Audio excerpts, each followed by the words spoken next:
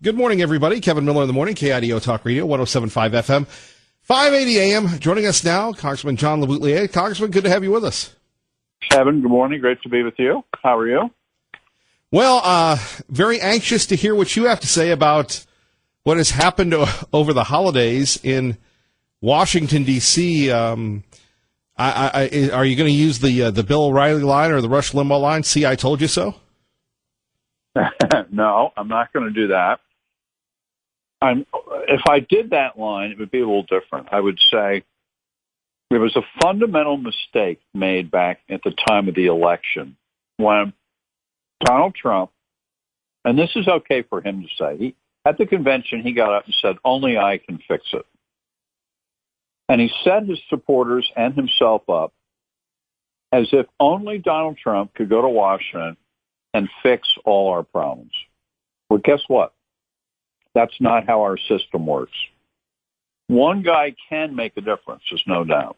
And he has made a difference, and he has put his imprint on many things. But the only way you can change things in America legislatively, and that's the way the government works, is through legislation, working with the president and all that, it's a team effort. And you can't get 100% of what you want. So the shutdown over the border wall is filled with mistakes. The idea that it's only Donald Trump can get the wall built. Well, guess what? The Republican House and Republican Senate for 2 years didn't build any of the wall with Trump. There was no wall built for the first 2 years of his presidency. Now we have a Democratic House coming in, and they're not going to fund the wall. And Donald Trump's all upset over it, but this should have been anticipated. He should have figured out a way to make a deal, Mr. Negotiator, make a deal, give up something they want in order to get the money for the wall that you want. He didn't do it. Now he's boxed in a corner, and the whole thing has sort of come apart. And it's a shame to see it, actually. When we take a look, by the way, first of all, you've been in Congress, big-time national TV star. Let's talk about your other multimedia appearances. What are you doing? I know you're podcasting, you're blogging, you're becoming a multi-platform. I write a column for The Hill from time to time. I do this podcast that I see mentioned all the time called Revolution, the podcast. And I'm not on TV, sadly. I wish I was still on, but Fox took Pat Cadell and me and Doug Schoen as a group off. They still have Doug, but they got rid of Pat and me. It's a Political Insiders, which I thought was very good, had great ratings. And I hope between now and the 2020 election, we can get back on somewhere. I don't think it'll be at Fox, but maybe we'll get on somewhere. Well, let's take a look at where we go from here now that the Democrats will be taking over the House. How will the world change for the president? Well, it'll change entirely, but not always badly. Now, I know they're going to investigate and send subpoenas. We've heard that up the kazoo. And that will happen. And there's a big movement among Democrats to impeach Trump, no question about it. But you can't impeach Trump, and they won't impeach him until and unless they have evidence of wrongdoing. They do have the payoffs to Stormy and Karen McDougal. They're talking about that. But that alone will not impeach and remove a president. It's the same as lying about sex. It doesn't rise high enough, in my view, for 67 senators to remove a president. So they're going to have to come up with more than that. And they're going to try to, and they're going to run investigations all over the place. I'm talking about the House of Representatives. There are investigations being run by Mueller and by the Southern District in New York. We don't know what they're going to come up with. But pending that, where it could be better for President Trump is he can, in his own way, do what Bill Clinton did when he lost Congress in 94. And remember that thing that Bill Clinton did, triangulating, where he put himself in the middle, and he had the Democrats way out to the left and the Republicans way out to the right. Well, the middle governs everything in life, in checkers, in politics. If you control the middle of the board in checkers or the middle of the political spectrum in politics, Kevin, you run the show. And Donald Trump can use these Democrats and make deals with them if he chooses to, and actually help himself politically in the process. Well, you've known him for years. Do you think that's how he'll play this? I have known him casually. I can't say I'm a friend of Trump, but I've known him a little bit, and I've always thought this is what Trump would do, that he would actually get along in a way better with the Democratic leadership than the Republican. And now we're going to find out. And he's going to need them. If he wants to get anything done, he's going to have to work with Pelosi and Schumer. Schumer's a New Yorker. Pelosi's an old-time real pal. Trump's been a Democrat his whole adult life. He only became a Republican to run for president. This whole notion of him as this sort of born-again right-wing ideologue, I don't know where it's come from, because it wasn't the Donald Trump that was operating for the last 35 years. So maybe he's so locked in over there now that he can't change. But Bill Clinton changed, and he got himself reelected because of it. Yeah, on the other hand, though, and Congressman, you know more about this than any of us, he had a seemingly willing partner in Newt Gingrich, and on one hand, you have an angry, visceral Democratic base ready to destroy this guy, aided by his friends in the media. I still remember that State of the Union where President Clinton said, "I hear you," and then worked diligently, so much so that he was reelected to the surprise of many. Yeah, no, it isn't the same. I mean, I'm just saying there's some things that are similar. Number one is the realization that you got walloped. You have to acknowledge it. I got walloped, and I got to figure out why I got walloped, and I have to change. That's all part of all of us adjusting in life from one situation to another. But since the midterm election, Donald Trump has not changed, has not acknowledged that he got walloped, has blasted the Republicans who lost and blamed them for losing, and not changed his strategy or tactics one bit. So whether you ask me if he's going to follow my advice and change and negotiate with the Democrats, so far the answer is no. But maybe when we get into January and February, reality will hit him in the face a little bit, and he'll realize I've got to do this. I tell you, I could prescribe right now a way this guy could go, where he could go from a minority president, which he is now, he's in the low 40s, high 30s. He could be up in the 50s if he did a few things. It wouldn't be that difficult. What he ought to do is he's got this base that loves him no matter what. If he were to go, Kevin, and settle every aspect of the immigration issue, DACA, visas, the wall, border security, what to do about the 22 million people that are here illegally. He could do the whole big, what we used to call comprehensive immigration reform. He can do it. He's a Republican with a strong base. If he reaches out and makes deals on this stuff with the Democrats, that issue could be off the table. And he would look great in doing it. Yeah, Ann Coulter may not like it. It's a big deal. She doesn't run the country. He got elected, and he said he would fix it. Then he said he'd fix health care. Well, now that you've got the Democrats there, and health care the Obamacare may get thrown out by the court, we don't even know. He can make a deal with them and change the health care system for the better in this country and have both Republicans and Democrats be a part of it so that it's not a partisan issue anymore. He takes those two issues off the table by 2020, he'd be a very popular guy in this country. How do you see the contenders lining up against him? They should be, making these announcements. I think Castro is going to make his in a couple weeks. Kamala Harris, obviously, somebody to look at. What do you think of a possible Democratic field of 20 contenders against the president? Yeah, they're going to be a lot, and they're going to have debates. They've announced they're going to have a dozen debates, and they're going to run some of them, the Democratic debates, over a 2-night period because they have so many candidates. It will do what it always does. It'll weed itself out over time.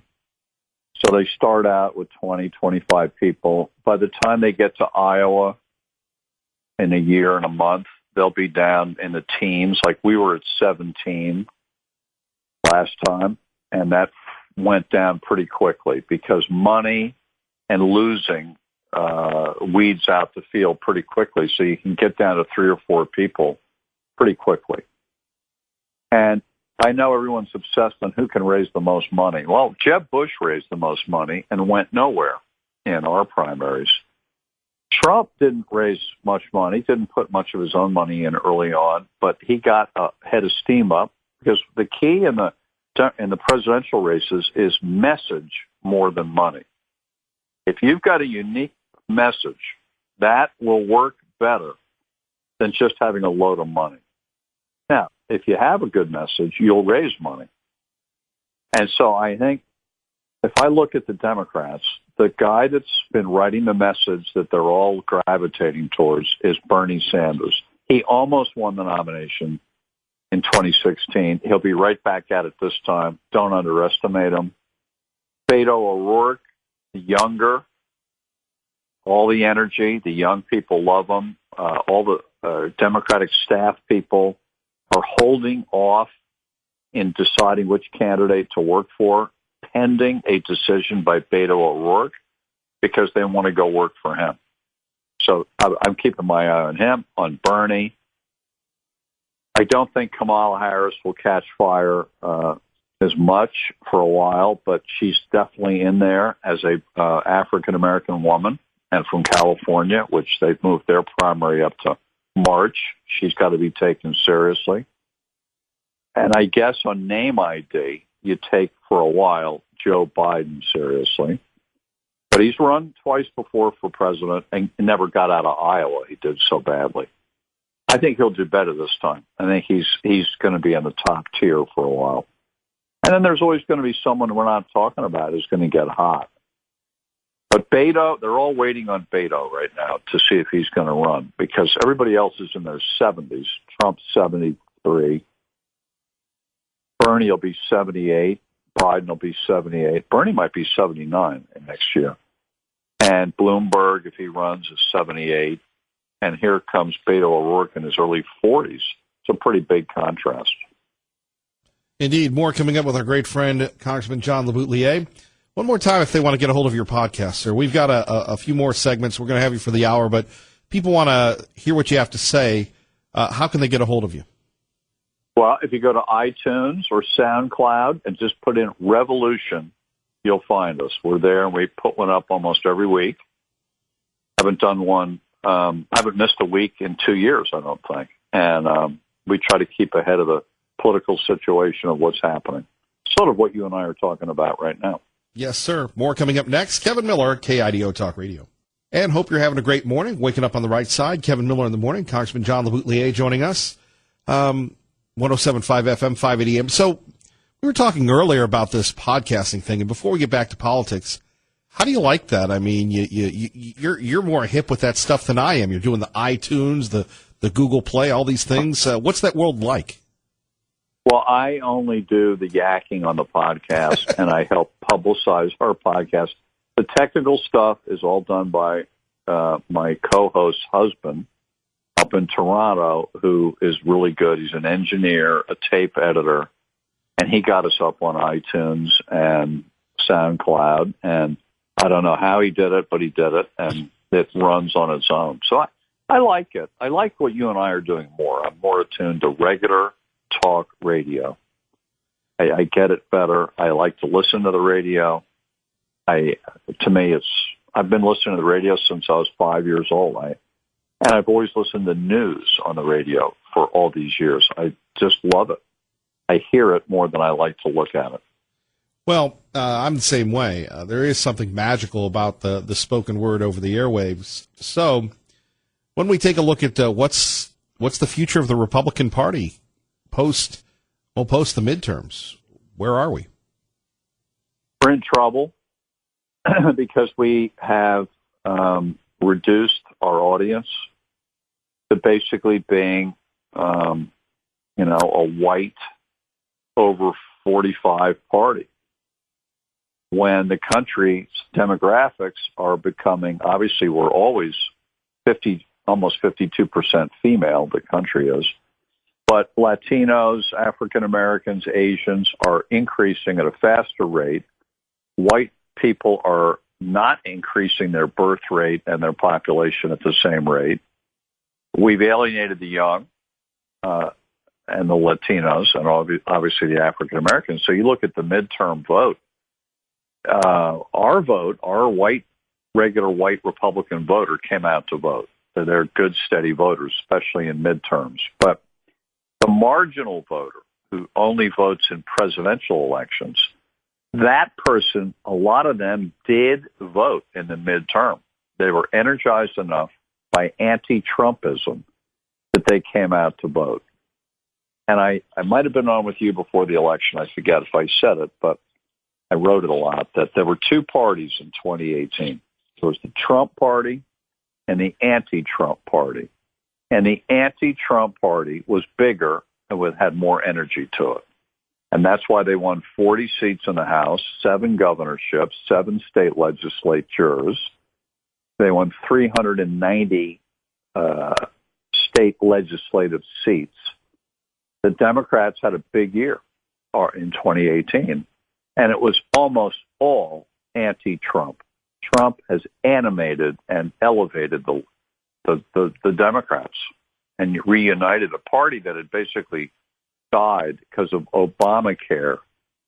Trump has revived them. Now, whether they do a good job running the House, we don't know. Probably not, but we'll wait and see. That is easier said than done. I guess it all plays on this. Have we already started, the quest for 2020? We talked a little earlier about the candidates, but have we, is everything now going to be pushed off until the next presidential election? No, I don't think so. I think 2019 you can do stuff legislatively, and I think they have to.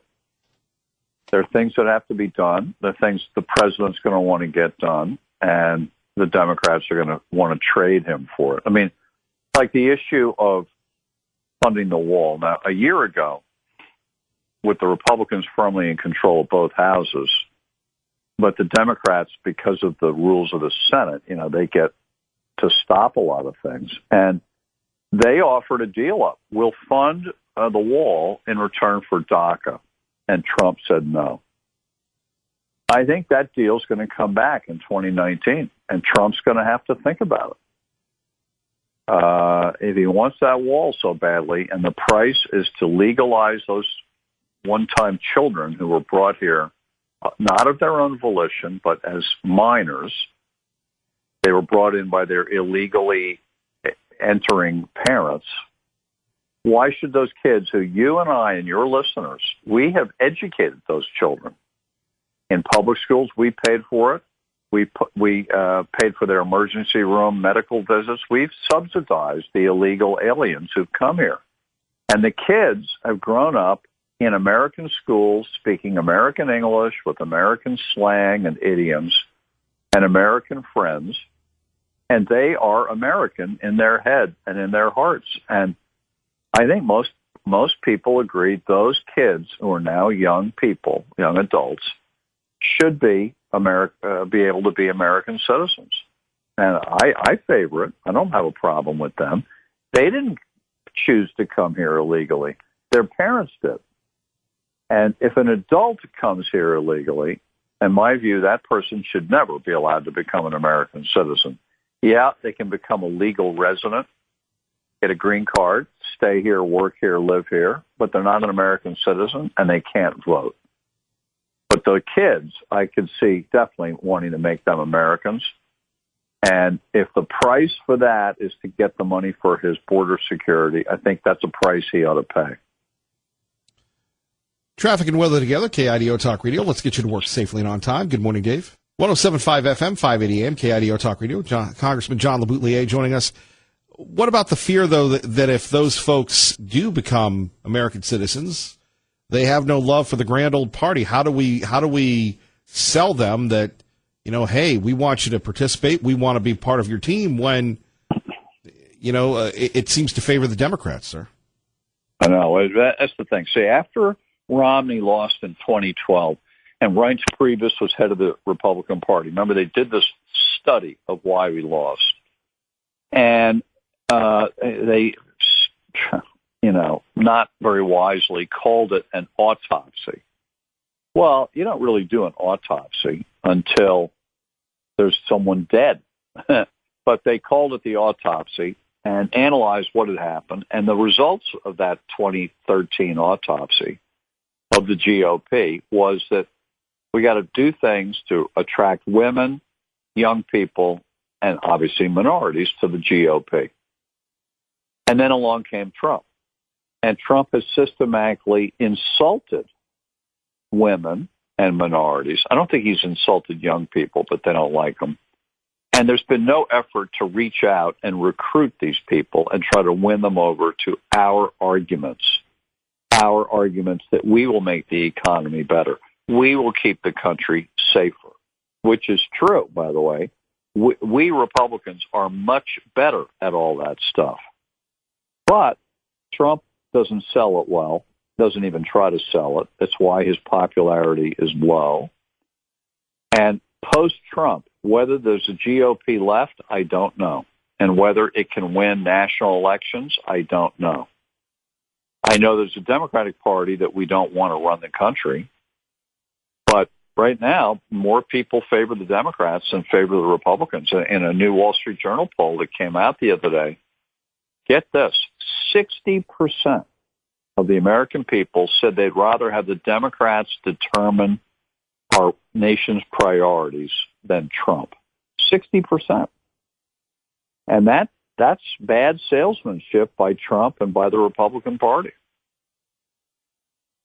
You're listening to 107.5 FM, 580 AM, KIDO Talk Radio. Kevin Miller in the morning. Congressman John LeBoutelier joining us. More coming up next. Let's find out what's happening in your world. Good morning, Maggie. Waking up on the right side, 107.5 FM, 580 AM, KIDO Talk Radio. Congressman John LeBoutelier joining us.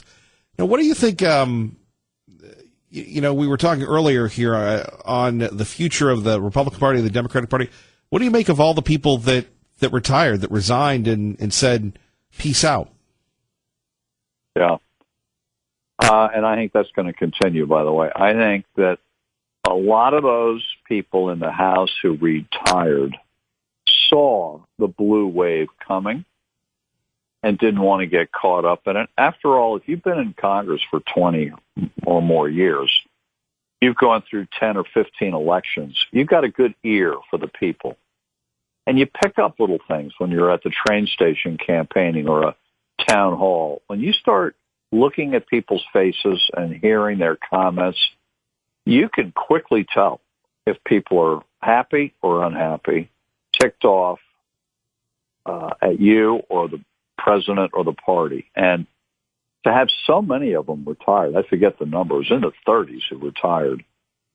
And we already have Senator Lamar Alexander's announced he's retiring in 2020, and there may be a couple more in the Senate.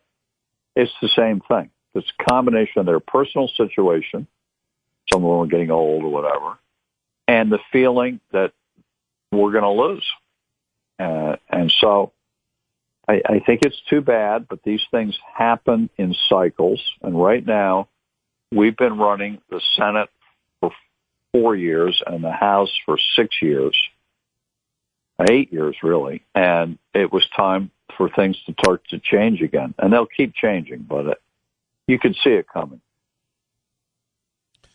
Well, that's I guess the big concern. What do you make of soon to be, well, I guess now former Governor John Kasich? Yeah, two-term governor of Ohio. He got into the House after I was gone. I don't know him. Watched him on TV for years.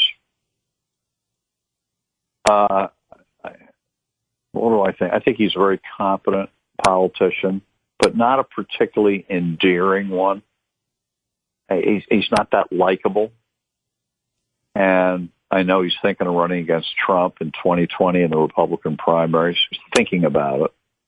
Someone is going to do it if Trump runs again.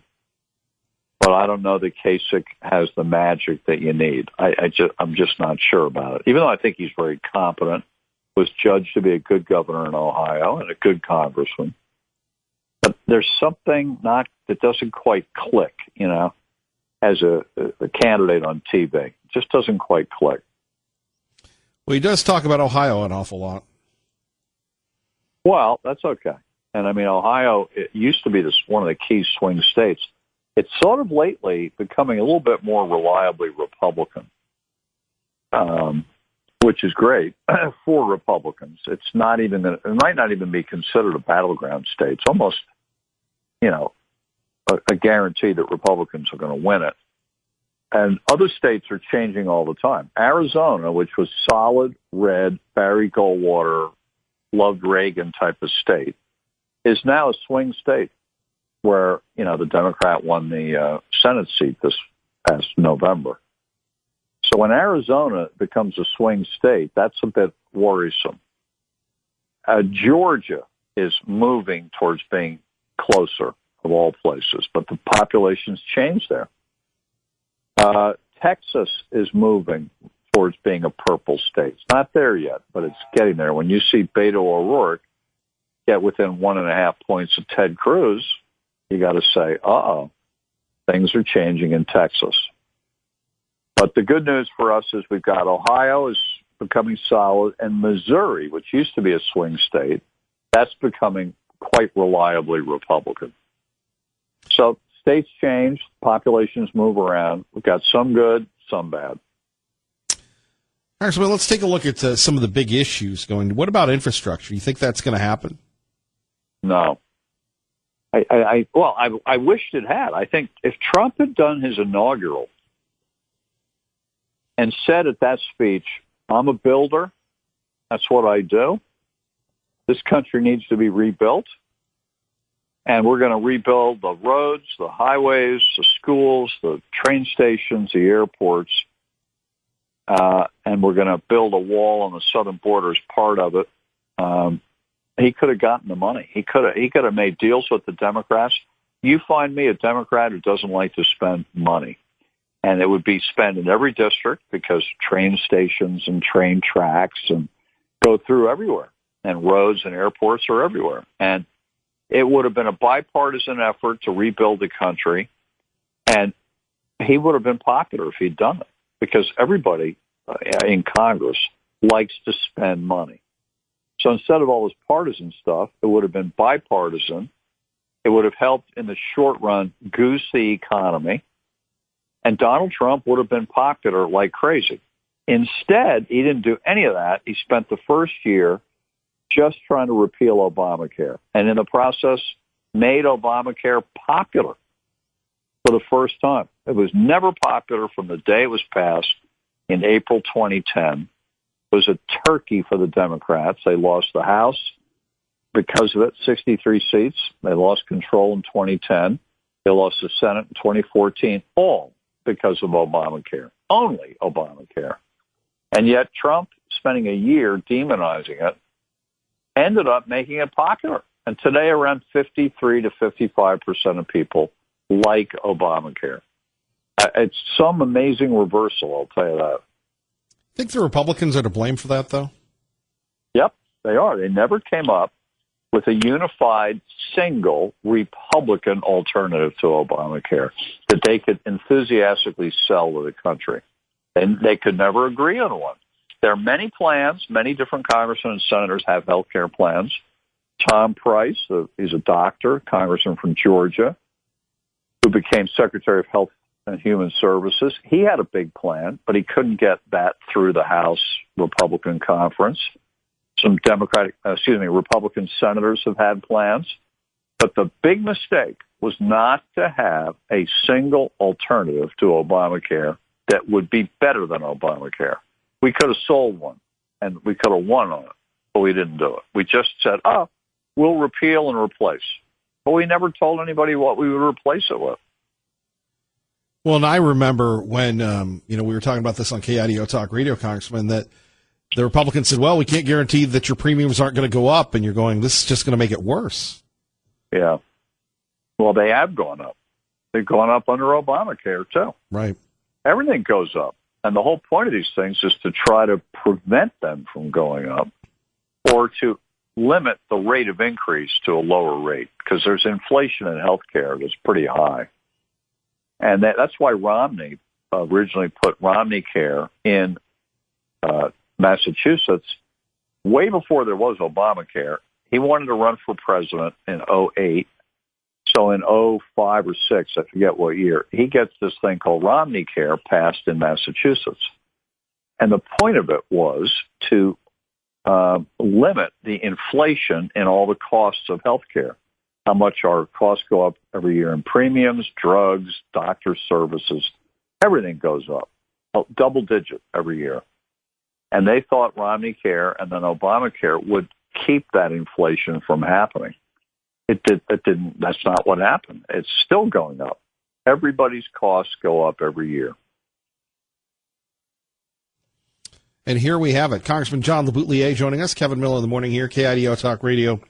Just go back to some of the major challenges. Why don't we hold off on this? We'll catch up with the congressman in a minute. More coming up. You're listening to 107.5 FM, 580 AM, KIDO Talk Radio. Kevin Miller in the morning here, KIDO Talk Radio, 107.5 FM, 580 AM. Let's get you to work safely and on time. Good morning, Dave. And once again, back with our great friend, Congressman John LeBoutelier. So, Congressman, let's take a look at, the if you were back in Congress, what would you do? Number one thing I think I would do is we need to do this as a country badly. We have to start doing something each year to pay down the national debt. This is going to be the long-term thing that causes our economy to go down the drain.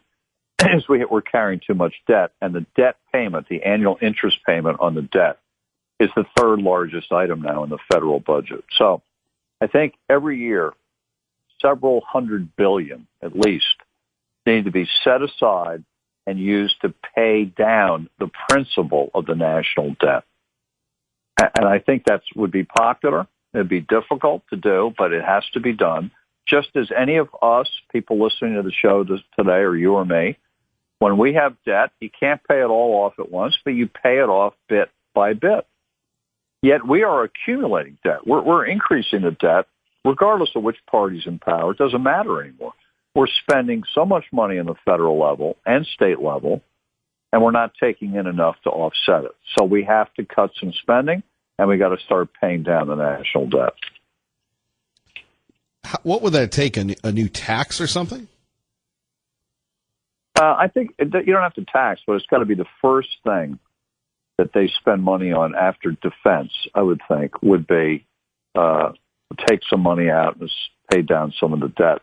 I anticipate you could do this thing, it would take 30 years to do it. Or you have a 30-year plan, and you don't have to pay all the debt off, but we're up in the mid-20 trillions now. That's too much. That's equal to the size of our domestic economy. So our debt is equal to everything we have. That's crazy. So, but if we could cut the debt in half, Kevin, over 30 years, then we're in good shape. And I think that should be the goal. Do it. Like I always say, you can't turn an aircraft carrier around on a dime, but you turn it in a big sweeping turn. Well, that's what we've got to do to the direction of this debt, is over time, we have to decrease the deficits each year that are adding on to the debt and reduce the debt itself, too, bit by bit. And it's going to take 30 years. A lot of us may not be around when it's over, but to save the country, you got to put it on the right trajectory to do it. Oh, one thing that I'd like to ask you, what do you think of the role of the media?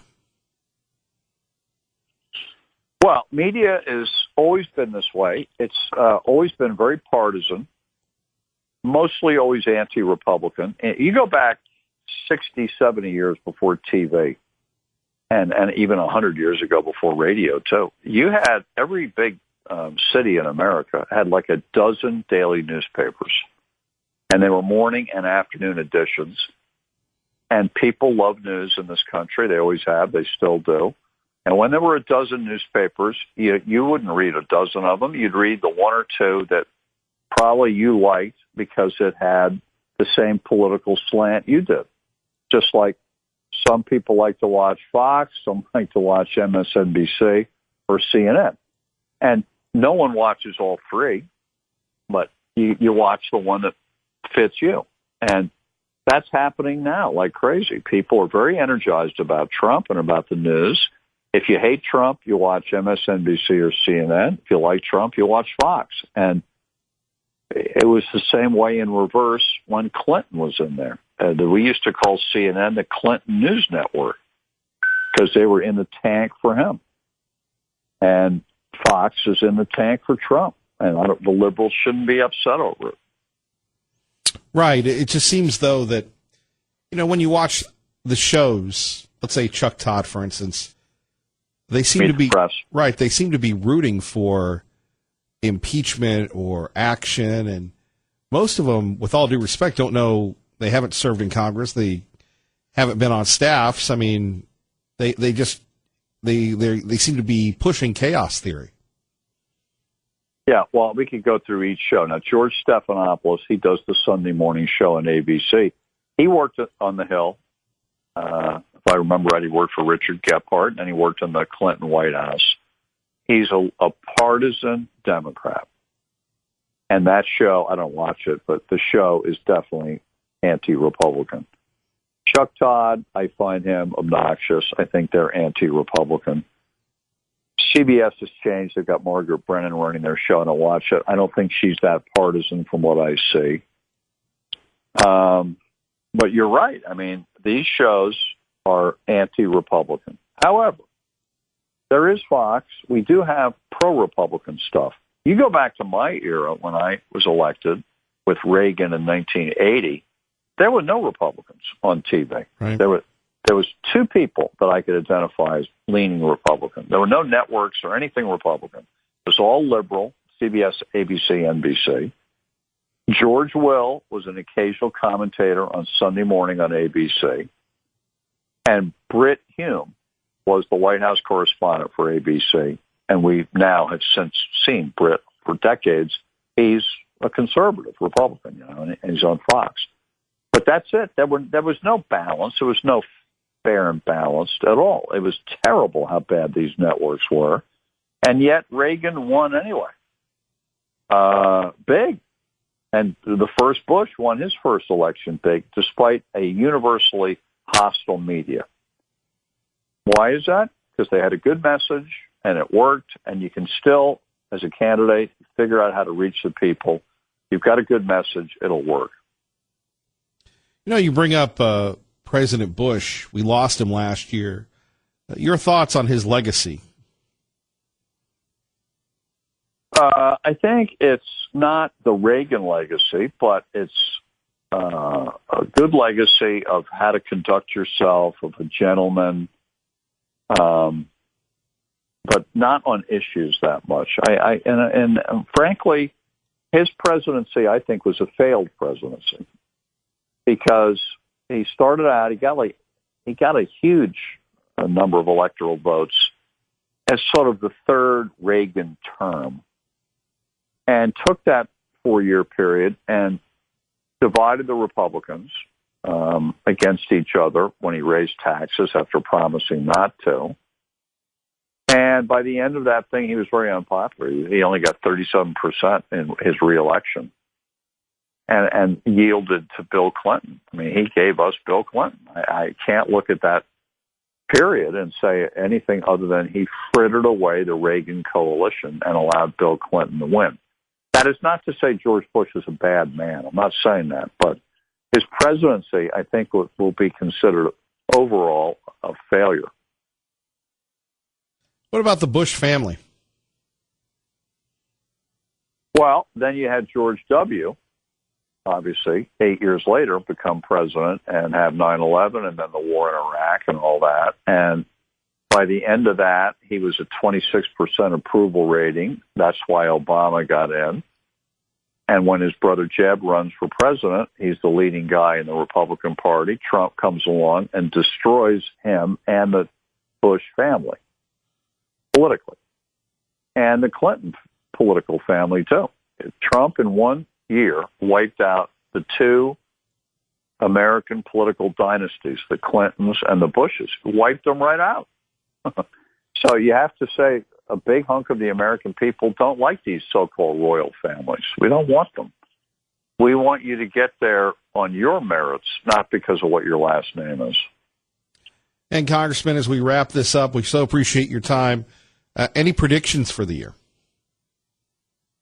Yes, I have a piece that'll be running in the month of January in the Hill with all my predictions for 2019, and they're all over the map. But one of them, a couple of them are, I think Trump might not survive the year, Kevin, politically, and he may not be president throughout the whole year. I feel that the trajectory of the Trump presidency is all downward. The economy and the stock market are all down and have been for 6 weeks. And I think that he's in dire legal and political trouble as we get into the spring of 2019. And I think the Mueller probe will come to an end, and it will have much more devastating news than people anticipate. And up here where I am, the federal government has this thing called the Southern District of New York. They're run by a Republican appointed by Trump, and they're going all out investigating Trump for criminal behavior in the Trump Organization, the inaugural, the campaign. There's so many things bearing down on Trump that I don't think he can survive it, either politically or legally, for the whole year. Congressman, we'll have to see if that prediction comes true. Thank you, sir. Go to thehill.com, and the article is there, and we will see, and you can hold me to account as the year goes ahead, Kevin. Yes, sir. All right. Happy 2019 to you. Thank you, Congressman.